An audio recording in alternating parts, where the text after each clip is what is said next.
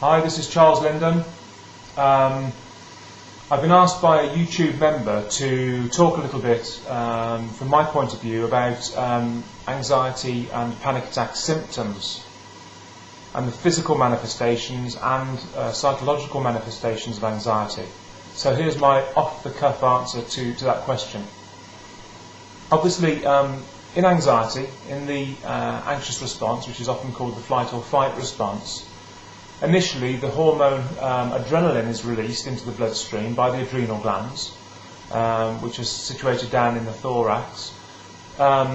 These are activated by the brain as a result of feeling threatened in some way.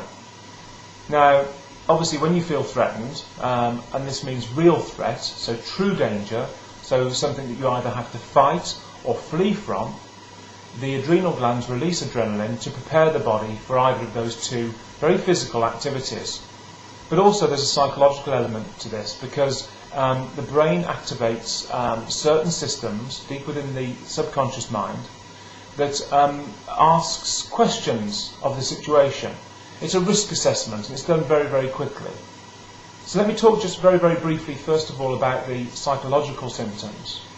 Now, during high anxiety and a panic attack, you'll notice that you get what-if thoughts. Now, these thoughts are the catastrophic thinking thoughts, if you like. They are, what if I don't get out of the car and it explodes? What if I don't rescue the person from the burning building? What if I pass out? And these sorts of thoughts. Now, these thoughts can go on to fuel disturbing thoughts, like, what if I harm my children? What if I harm myself? What if I hit somebody? And other things of an aggressive and sexual nature. But they all stem from the anxious response in the subconscious mind. And they are meant as a risk assessment of the situation that you face.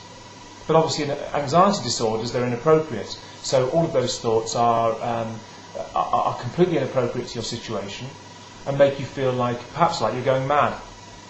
Now, getting back to the physical symptoms of anxiety, once that risk assessment is done, let's say in a real anxiety-provoking situation, you're locked in a cage with a tiger, for example.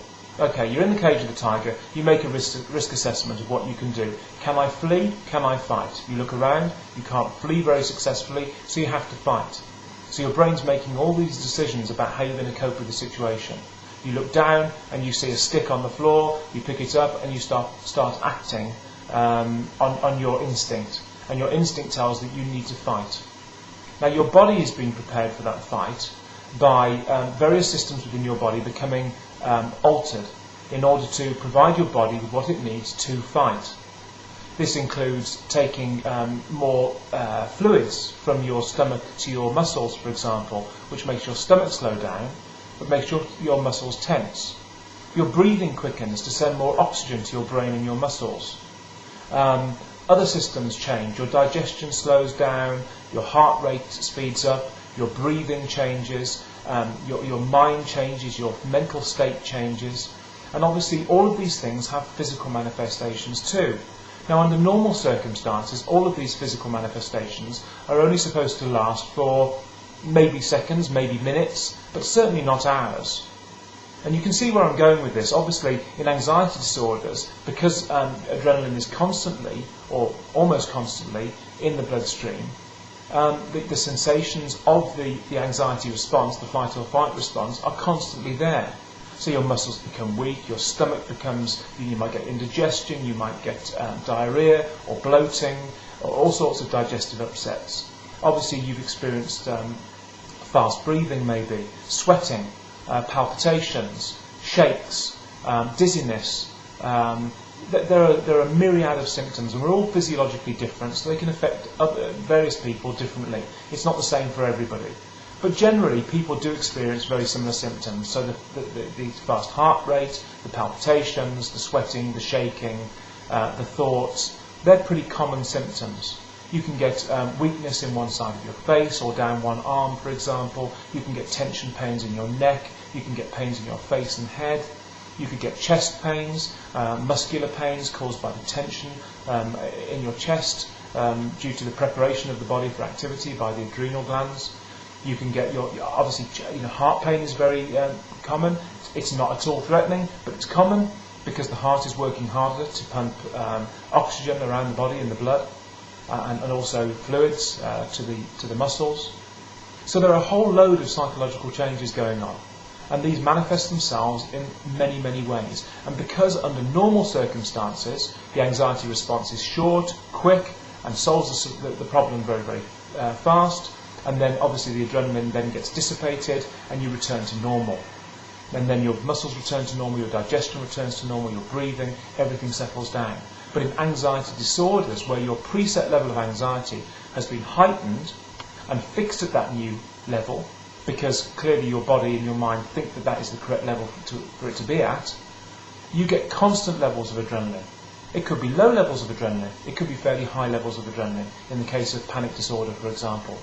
But you've certainly got a heightened level of anxiety due to excess adrenaline in your bloodstream.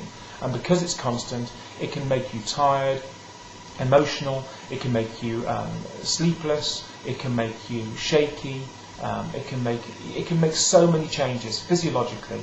And of course this is all perceived by you as something threatening, something dangerous, something unpleasant.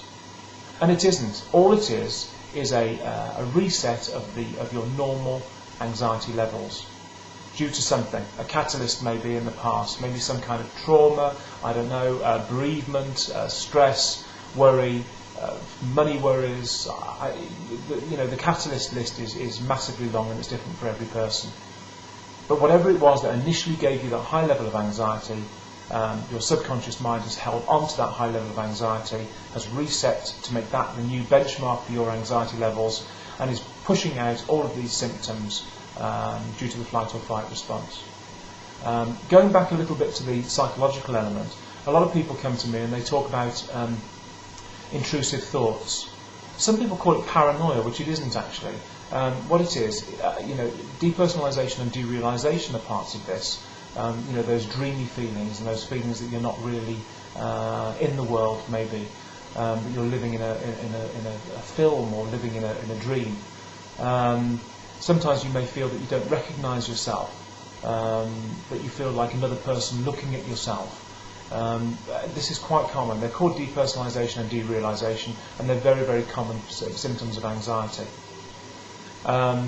Inappropriate thoughts. Okay, in the flight or fight response and in anxiety disorders, people get strange thoughts. I will do another video about this because this is an important issue.